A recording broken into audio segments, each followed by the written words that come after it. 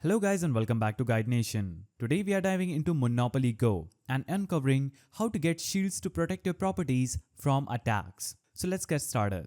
First, open your Monopoly Go application and the first way to get shields is rolling the dice. So simply roll the dice because shields randomly appear as you play. So keep those rolls coming to get lucky and score some shields. Next, look out for chests. Daily rewards and special events chests can include shields, so make sure to check them regularly.